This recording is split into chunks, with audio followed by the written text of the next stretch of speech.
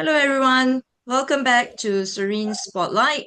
Um, Today we have a special guest, as usual. All are special, yes. So today we actually have our very own colleague from Mind Story. She's a special educational needs educator, and her name is Atini. So without further ado, we'll let Atini, or rather, it's basically a sharing about what it's like to be a special needs educator. So with this, Atini, can you please share a bit about yourself first, your full name, and then maybe a bit on your educational background, and then from Mhm. there, maybe move on to like how you started this whole thing. Okay, hi everyone. My name is Atini. I hold a bachelor in degree psychology from International Islamic University.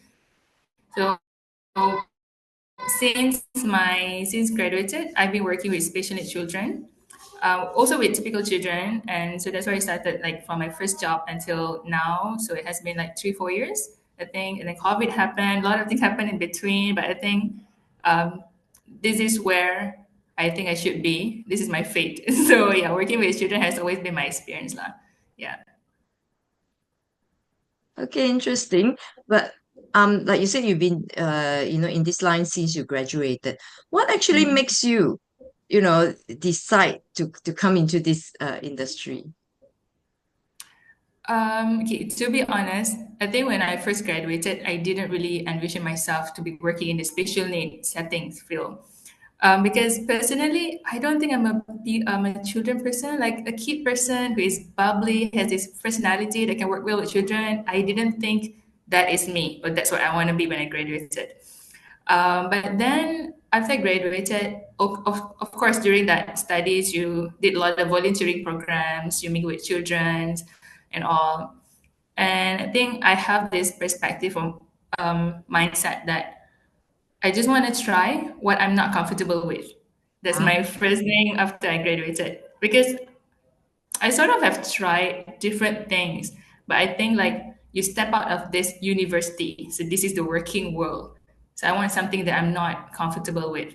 And so there's this job like shadow aid. So I just applied for it and I got it.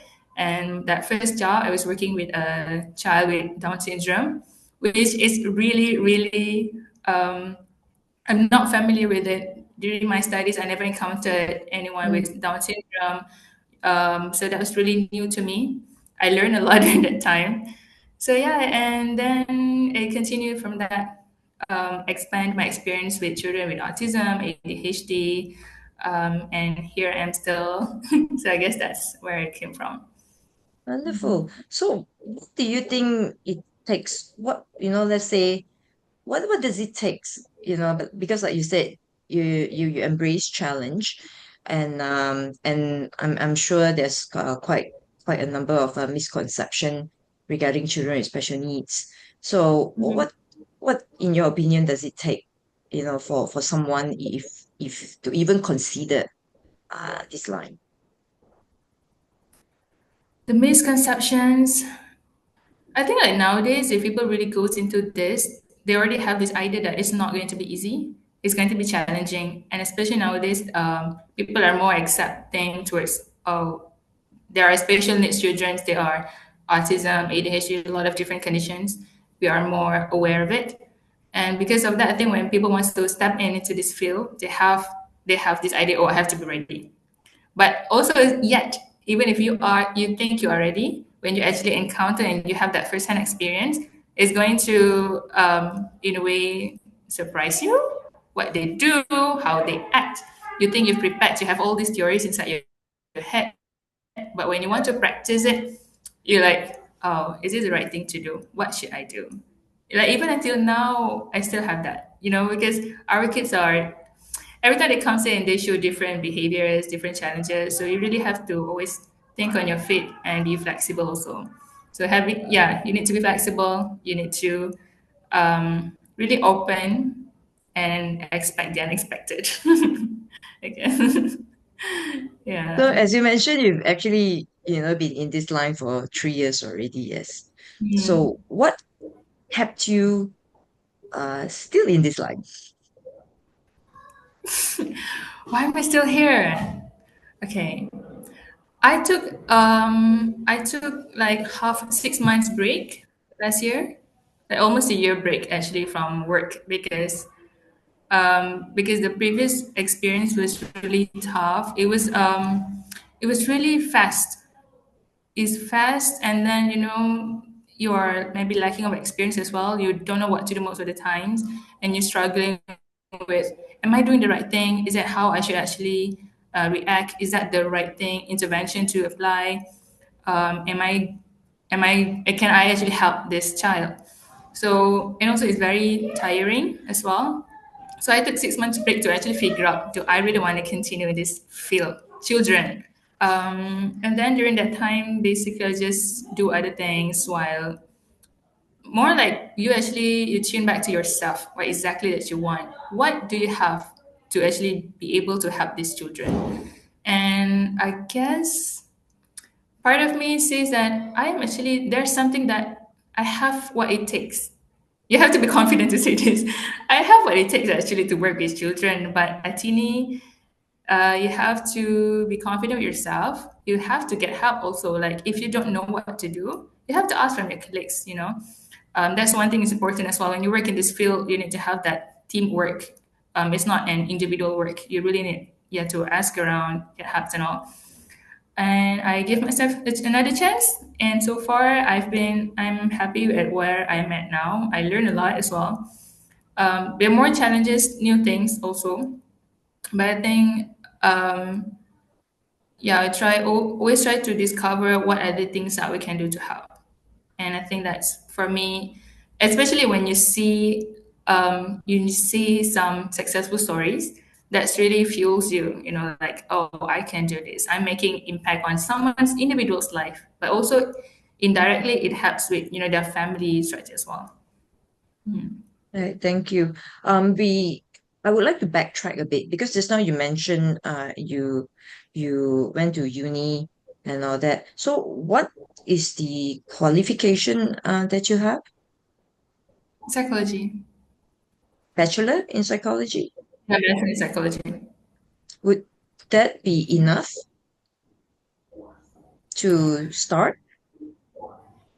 I think nowadays patient psychology, they're okay. When I first Google like what are the jobs that are available for psychology graduates. In terms of special educations, there are special education, there are therapy, behavior therapy, and yeah, assistant psychology. I don't think that's much. You actually need master degree for that. So I think after you graduated with psychology, you can go work to get experience firsthand with special needs children, and then from that actually and then you want to continue the master or anything that's directly specifically in this field. So what would your future plan? I do. I do want to pursue my masters, but I also love working. Because that's the thing when you've started working for a long time and you want to go back to studying. Yeah, there's something that you have to sacrifice when you want to pursue other things. Um, yeah, for now, I keep that in mind. I actually want to get license also for like behavior because that's my passion is also in teaching education. But yeah, for now, not yet. But I have some plans on it. Wonderful. So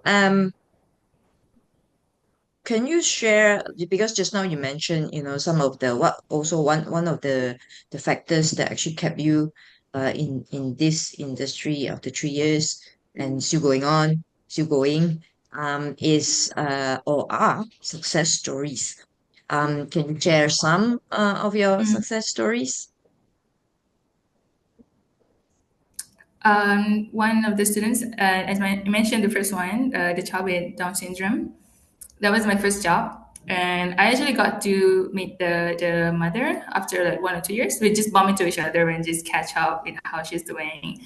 And I feel like, you were with her when she was 2 years old, and then she's 11, 12. She's a big girl. And looking at she has adapted, to have a bit of social life. Then that is really a big milestone for her. And also one of my students, she was very young. She was only 2 years old, but she started going for therapy, and I've been with her for almost 1 year and a half. So to see her in the end, to be able to make sentence, to call me by my name, that every day we have been practicing, just to from teacher Atini. That makes my whole day. So those little things, it seems little, but actually now I'm gonna cry. That makes a huge difference. Yeah. Yeah. Yeah, I mean, we totally understand we are all in this line. It's all the sikit-sikit lama-lama jadi bukit kind of Right. experience. Yeah. Yeah. Um, and can you share a bit because you mentioned you are interested in behavior, behavior therapy kind of thing.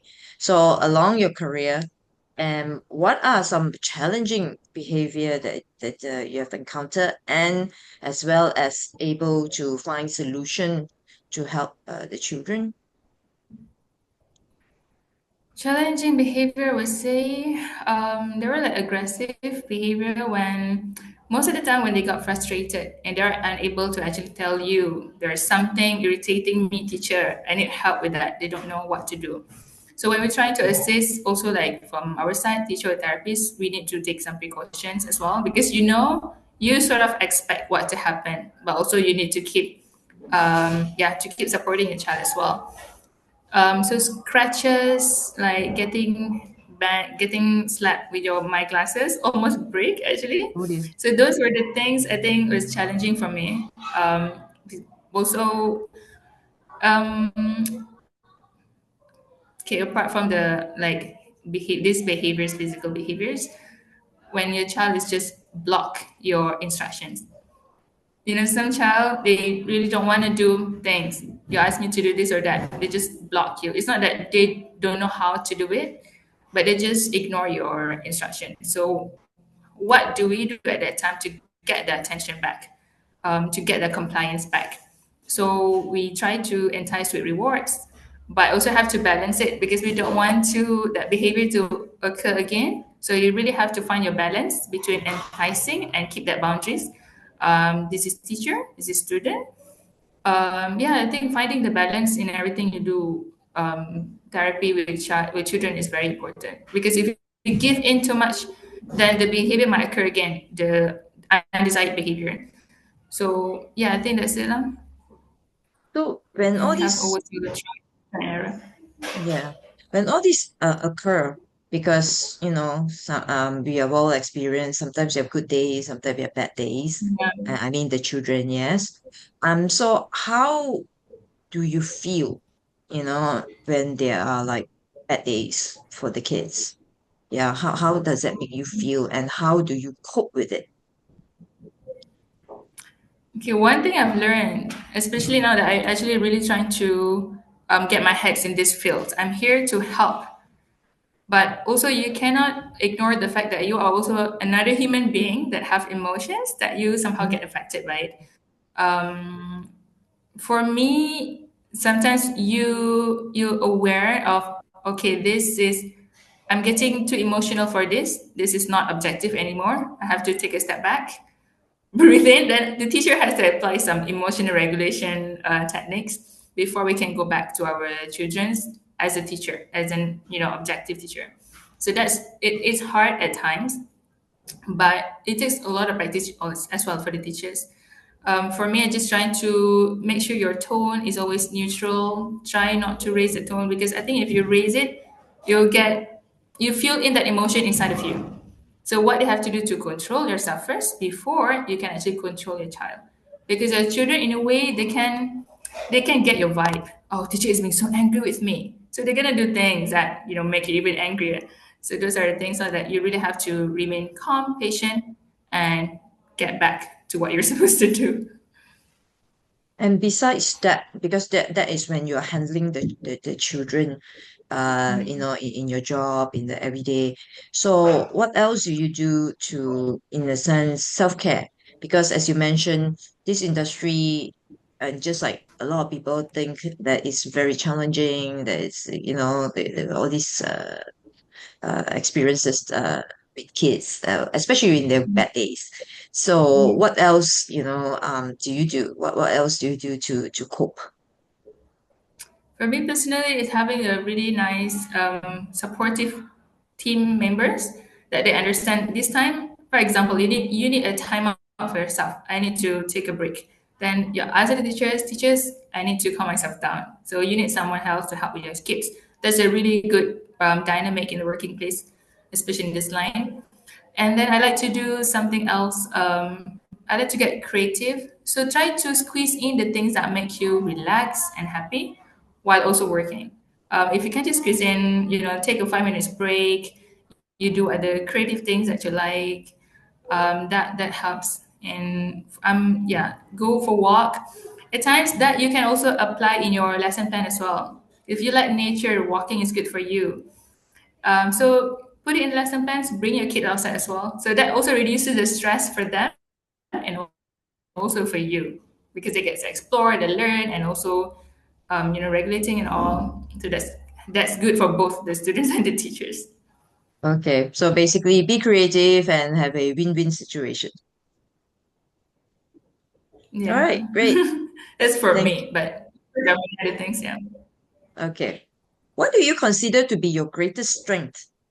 Yes. Like you said, you kind of uh well, in our field sometimes we call it, you kind of fell in love with the industry, because I say a lot of us came in basically have no idea what it actually entails, Mhm. but many of us actually stayed because we, yeah, kind of fell in love with it. Yeah, So you but with felt that, yeah, I mean, uh-huh. personally for me, it's definitely I fell in love with it, and still in love with it. So, but it takes a certain, especially for listener, for audience who, especially who may want to consider, coming into Mhm. this industry. So to share, like, what is your strength? What do you think the strength that actually kept you going? I think one of it is definitely calm. I'm naturally calm and relaxed, Mm, but somehow that's quite opposite from the situations where students they are loud or noisy. You have to control situations, but having someone that is calm actually can the energy spread. It kind of things that one thing. And so I like that you say you fell in love with this field. I think you um, when we look at your children, try to look at them as who they are. Like not like someone I have to have that give you a bit of stress and pressure that you have you have IEP to meet. That there are milestones to achieve. If you look at them in that way, maybe you lose sight of what actually you are doing. So look at them as someone, they are exploring, they're learning. I have this, it's them. So yeah, for me, I like to use that moment. I have that moment every day when I go to my class. I look at each one of them and like, okay, that is him, that is her. So let's try to have some fun when we learn. It's going to get difficult, but you know what? That's all right. That's part of the learning. I think that's for me. That's what works for me actually. yeah, I think for us, is that's actually part of the fun. Yeah, because Mm. again, like I say, you have good days and you have bad days. Yeah, they make you laugh, they make you cry also, but sometimes they're just funny, yeah, hilarious. Yeah. Oh yeah, yeah. A lot of them have a lot of sense of humor in their own way. Yeah. Right. So, yeah, and that I think we kind of share that. So thank you so much for your sharing. It's actually, it's been enlightening. Before we go, do you have any what would you like to say to the participant, both the parents, right, who may have children with special needs, and to also some teachers, young teachers, or even students who who would like to maybe consider this industry, what would you like to say to them? This field it is challenging, but it's very worth it because nothing works comes easy. So if you expect something to be easy and at the end of the day, oh, I've achieved this, it's, the value is not really there. So if you really want to go in this field, come with open mind that you are going to be surprised. There are many things that are expected going to happen, but it challenges you. You can work on yourself. What I mean is, when something hard happens to you and you're trying to figure out what can I do. So in that way, it's also builds up your resilience in a way. So yeah, it's very challenging if you like something that new, that's not routine. So go for it. And children's, if you try to put the labels away, they're just children. So regardless, they have autism, they have ADHD, they are children. So how we treat typical children and children with special needs are somehow the same actually. You know.